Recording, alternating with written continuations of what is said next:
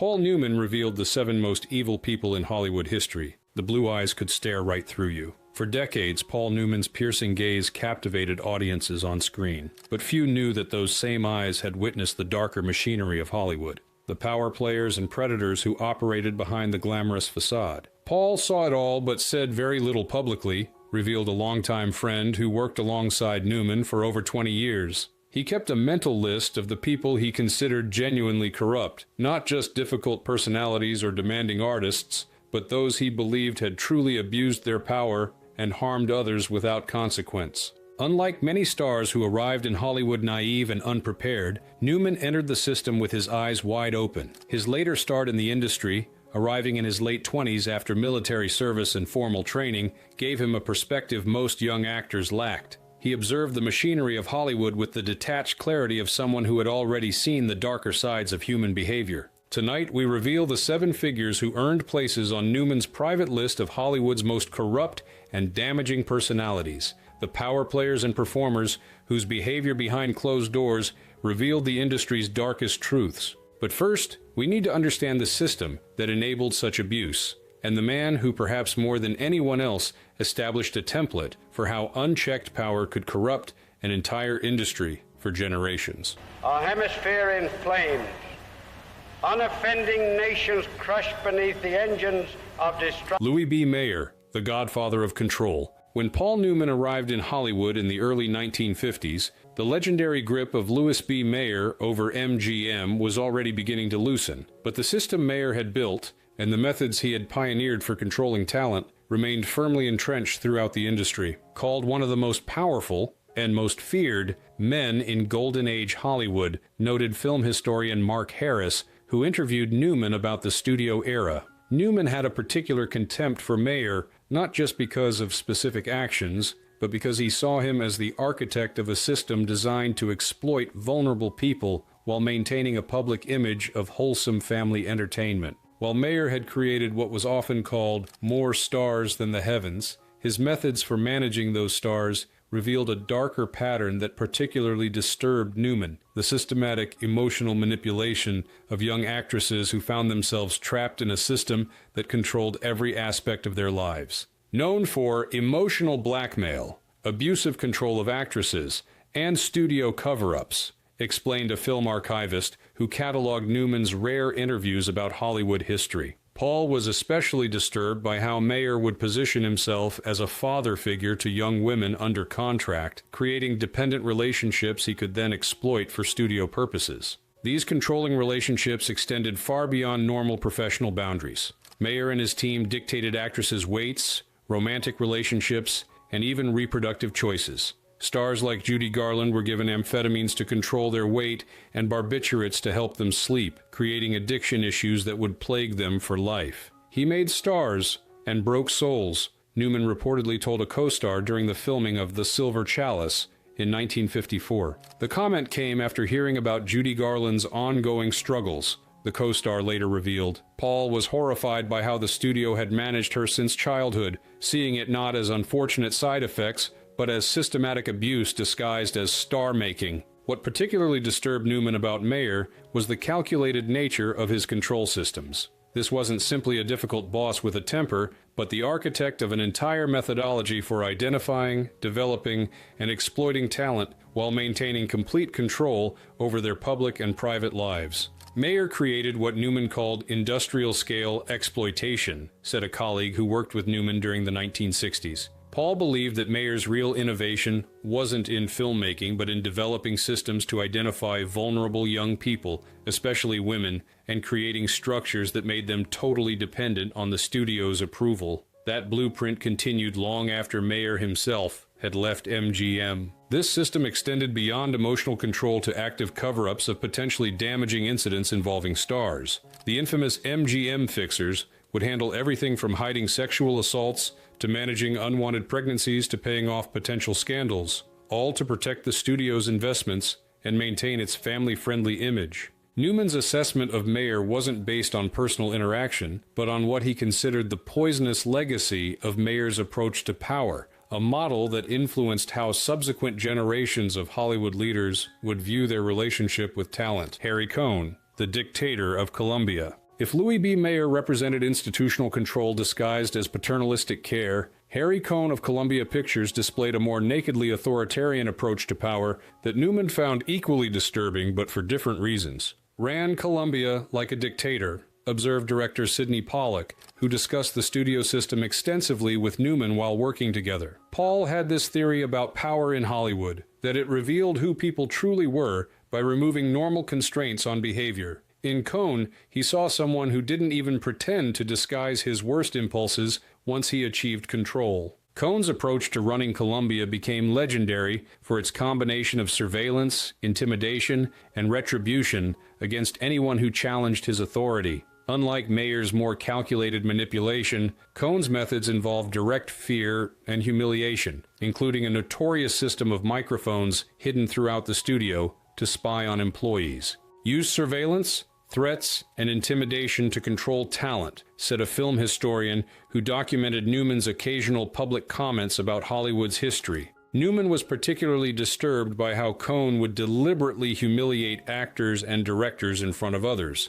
a public breaking of spirit that Paul saw as revealing something fundamentally sadistic in Cohn's character. This sadistic tendency wasn't merely a management style, but seemed to reflect a genuine pleasure in exercising destructive power. Cohn became known for playing actors against each other, making promises he had no intention of keeping, and deliberately fostering an environment of fear and uncertainty throughout Columbia Pictures. He didn't just ruin careers, he enjoyed it, Newman reportedly commented after hearing stories about Cohn's treatment of Rita Hayworth, one of Columbia's biggest stars. Paul was struck by how Cohn seemed to take personal satisfaction in controlling Hayworth's life, changing her name, her hair color, even pushing her into a marriage that advanced Cohn's business interests rather than her happiness. What distinguished Cohn in Newman's assessment was not just the abuse of power, but the apparent pleasure taken in wielding it destructively, a quality Newman found particularly revealing of character. Where some studio heads could justify their controlling behavior as necessary for business,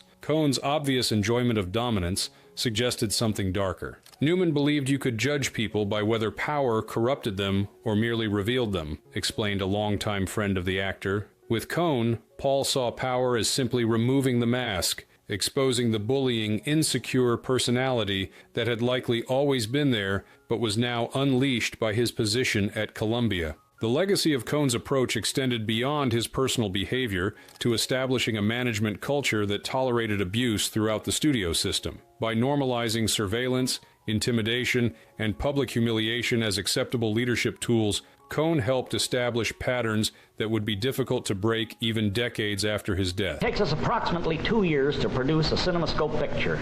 That means that when the film is released to the public, trends and... Darryl F. Zanuck, Power and Predation. During Hollywood's golden age, the infamous casting couch was often treated as an open secret, an unfortunate but supposedly inevitable aspect of the entertainment industry. For Paul Newman, this normalization of sexual coercion represented one of Hollywood's most fundamental moral failures, and no figure embodied this abuse more clearly than 20th Century Fox head Darryl F. Zanuck. Accused of using the casting couch system for decades, noted a film scholar who documented accounts of studio system abuses. Newman saw Zanuck not just as participating in a problematic system, but as one of its most enthusiastic architects, someone who had built dedicated infrastructure for sexual exploitation right into the professional operations of a major studio. Zanuck's approach was remarkably systematic. He reportedly blocked off 30-minute slots in his daily calendar for sexual encounters with aspiring actresses, treating these coercive interactions as routine business appointments. This scheduling practice particularly disturbed Newman, who saw it as revealing the calculated nature of behavior often excused as momentary weakness. Newman reportedly despised how Zanuck treated women, said a writer who interviewed several actresses from the studio era. What Paul found especially revealing was how Zanuck's behavior continued long after he had established himself as one of Hollywood's most powerful figures. This wasn't about temptation or opportunity, it was about deliberately using professional power as leverage for sexual access. This pattern extended throughout Zanuck's long career, with accounts of his predatory behavior spanning from the 1930s through the 1960s. The consistency and duration of these actions indicated not isolated incidents, but a fundamental approach to power that Newman found deeply revealing of character. He thought power gave him permission. It didn't, Newman reportedly told a co-star after hearing about Zanuck's treatment of a young actress who had been promised a role in exchange for sexual compliance. Paul believed there was a special place in hell for men who deliberately created professional barriers they could then offer to remove in exchange for sexual access. What particularly concerned Newman about figures like Zanuck was how their behavior established patterns that became institutionalized throughout the industry. By normalizing sexual coercion as an expected aspect of the career path for actresses, they created damage that extended far beyond their individual actions. Newman saw Zanuck as establishing a template that poisoned Hollywood for generations, explained a director who discussed industry history with Newman. It wasn't just about individual victims, though that was bad enough. It was about creating an entire professional environment where exploitation was built into the system itself, where women were forced to make impossible choices between their dignity and their careers. This systemic perspective informed Newman's assessment of figures like Zanuck. While some might view the casting couch as an unfortunate product of its time, Newman recognized it as a deliberate abuse of power that reflected fundamental character flaws in those who perpetuated and institutionalized it. Couple of snifters and I got the feeling kind of wild. Can't you take a joke? Wallace Beery, the monster behind the smile. Unlike the studio heads who wielded institutional power, actor Wallace Beery represented a different kind of Hollywood corruption. The star, whose on-screen persona of lovable gruffness masked what Newman considered a genuinely dangerous personality protected by studio influence. Allegedly, beat a man to death in a cover-up involving MGM fixers, said a film historian who documented Newman's occasional references to Hollywood's darker history. What disturbed Paul about the Beery case wasn't just the alleged violence itself, but how effectively the studio system could hide even the most serious crimes when committed by valuable talent. The incident in question, a hit-and-run death that was allegedly covered up by MGM's infamous fixer, Eddie Mannix, represented for Newman a perfect example of how Hollywood's protection systems corrupted not just the industry, but the broader application of justice. When studios could effectively place their stars above the law,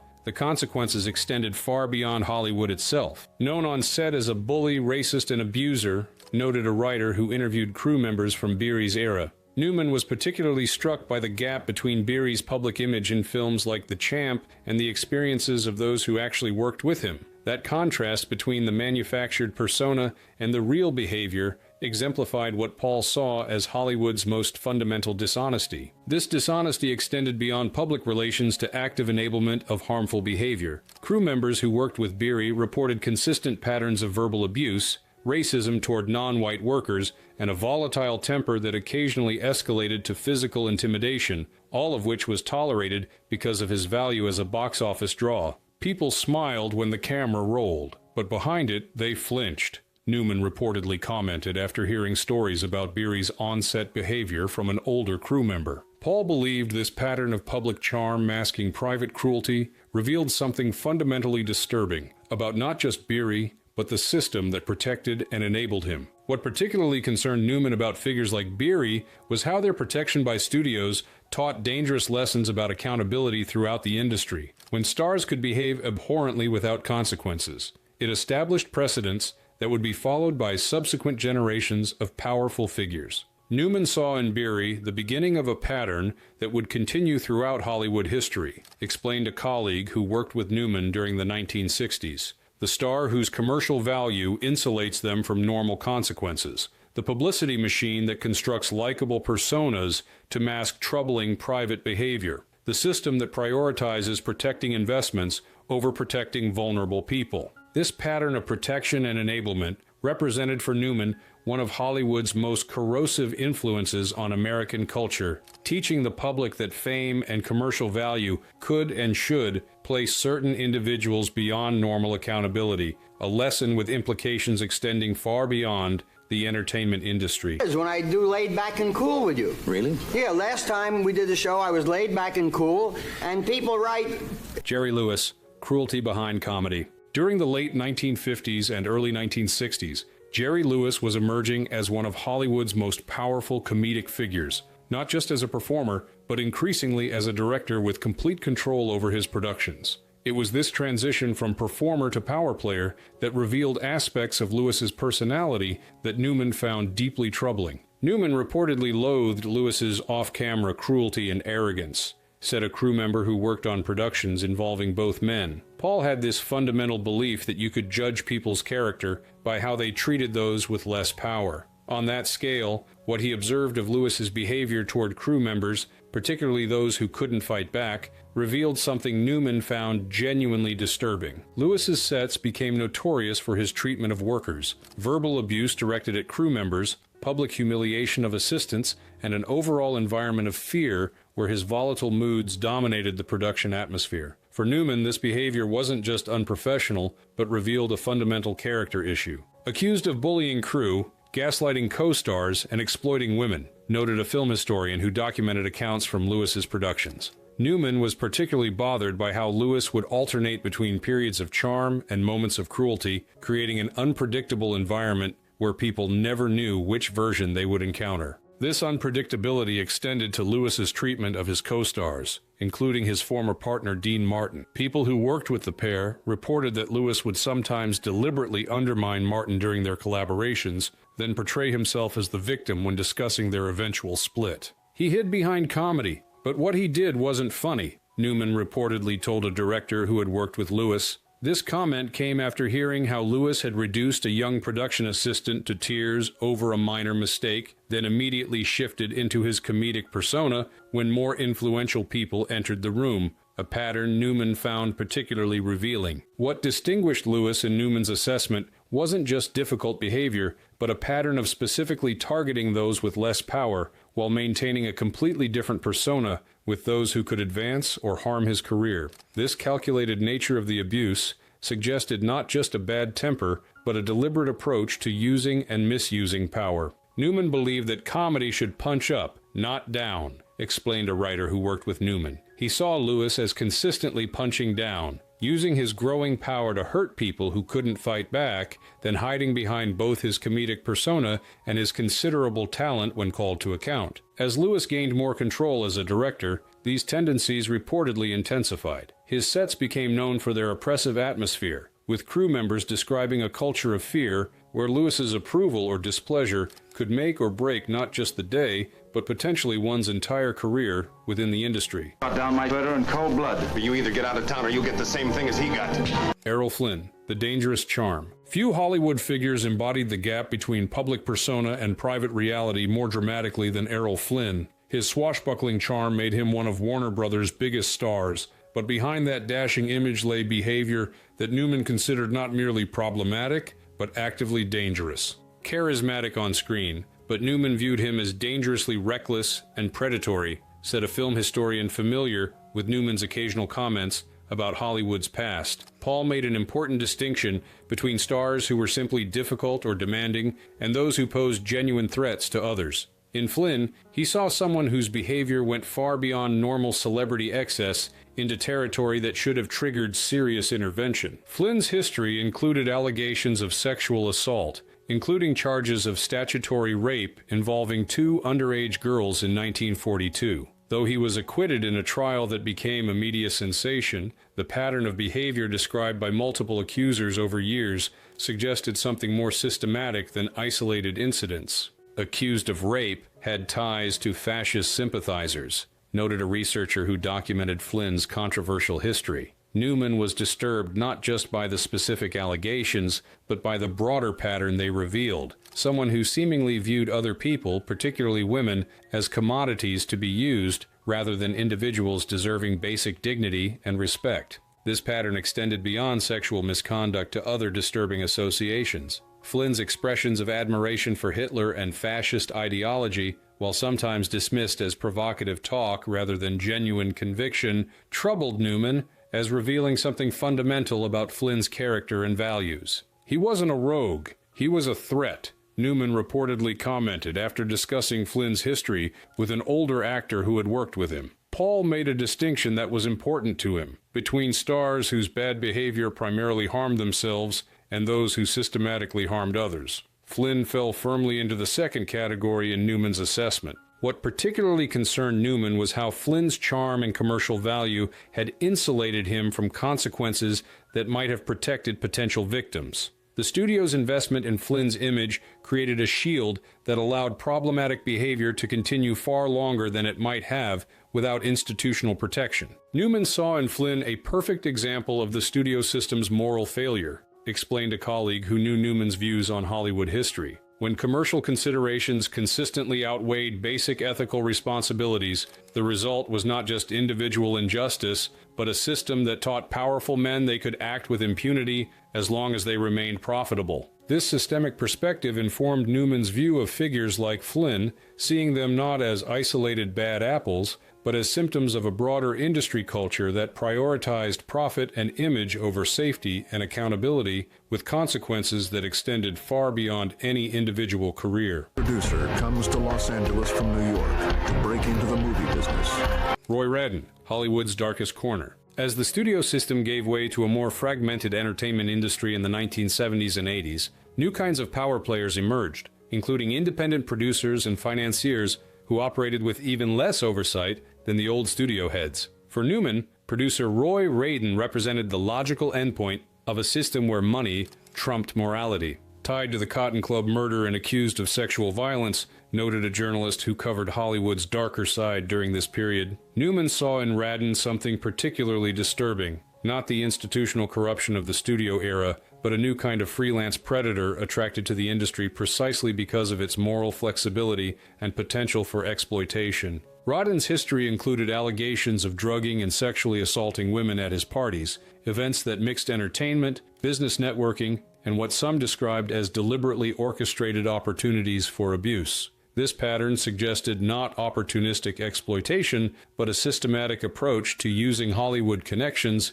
as a mechanism for predation. Newman considered him a symptom of how far Hollywood had fallen, explained a director who discussed the industry's evolution with Newman. Paul believed that while the studio system had many deep problems, it at least operated within certain boundaries of public respectability. He saw figures like Radin as representing a new phase where even those minimal constraints had disappeared. This evolution culminated in Radin's involvement in what became known as the Cotton Club murder, a case that exposed connections between Hollywood financing, organized crime, and violence that shocked even industry insiders familiar with the business's darker aspects. He was the ghost of everything rotten underneath the surface, Newman reportedly commented after Radin's murder in 1983. The remark reflected Paul's concern that Hollywood's moral compromises had created an environment where someone like Radin didn't represent an anomaly, but a logical extension of the industry's willingness to overlook character issues when money was involved. What particularly disturbed Newman about the Radin case was how it exposed the thin line between Hollywood's legitimate business operations and organized crime, a connection that had existed since the industry's earliest days but became increasingly visible during this period of independent financing and production. Newman saw Radin as representing the culmination of decades of moral compromise, said a colleague familiar with Newman's thinking. After generations of prioritizing profit over ethics, the industry had created an environment where even someone with Radin's history could operate openly, with access to legitimate projects, talent, and distribution channels. This systematic perspective characterized Newman's assessment of Hollywood's darker figures, seeing them not as aberrations, but as predictable products of an environment that consistently valued commercial success over character, talent over ethics, and image over reality. As we reflect on Newman's private assessments of Hollywood's most troubling figures, a pattern emerges that reveals as much about Newman himself as about the subjects of his concern. Throughout his career, Newman maintained a clear-eyed perspective on the industry that made him famous, recognizing its creative potential while refusing to ignore its darker realities. Paul understood Hollywood's duality better than most, observed director Sidney Pollack, who worked closely with Newman on multiple films. He could appreciate the art while seeing the corruption, love the creative process while recognizing the exploitation. That ability to hold both truths simultaneously gave him a moral clarity that was rare in the industry. This clarity informed not just Newman's judgments about Hollywood's past, but his own approach to working within the system. As his power and influence grew, he deliberately established alternative models, creating production environments known for their professionalism and respect, using his celebrity to advance causes beyond his personal gain, and mentoring younger performers on navigating the industry without moral compromise. Newman's list of Hollywood's most corrupt figures wasn't just about judging others, explained a longtime friend of the actor. It was about identifying patterns he was determined not to repeat. Each of these negative examples informed his own choices about how to use power responsibly, how to treat collaborators with dignity, and how to measure success beyond commercial metrics. This approach extended to Newman's famous philanthropic work, which many close to him saw as directly connected to his assessment of Hollywood's moral failures. By establishing the Hole-in-the-Wall Gang camp for seriously ill children and creating the Newman's Own food company that donated all profits to charity, he offered an alternative model for how celebrity and influence could be directed toward genuinely beneficial ends. Paul believed power revealed character, said a colleague who worked with Newman on his charitable initiatives. He saw how the unchecked power of Hollywood had revealed the worst in certain people, and he was determined that whatever power came his way would reveal something different, would be channeled toward helping those who couldn't help themselves, rather than exploiting vulnerability for personal gain. This determination to chart a different course made Newman not just a successful actor, but an important moral counterexample within an industry often lacking clear ethical frameworks. While never claiming perfect virtue for himself, he established both professional and philanthropic practices that demonstrated the possibility of working within Hollywood while maintaining core principles. The most powerful legacy of Newman's clear-eyed assessment of Hollywood's darker figures may be how it informed his own choices, creating a career defined not just by successful films, but by a consistent demonstration that alternative approaches were possible even within a deeply flawed system. In identifying what he considered Hollywood's worst, Newman helped define and demonstrate its best potential. If you found this exploration illuminating, please take a moment to like this video and subscribe to our channel for more examinations of Hollywood's complex history. Share your thoughts in the comments about other aspects of classic Hollywood you'd like us to explore in future videos. Remember that understanding the full context of entertainment history, including its troubling aspects, helps us appreciate the positive changes that have occurred while recognizing how much work remains to be done in creating truly ethical creative industries.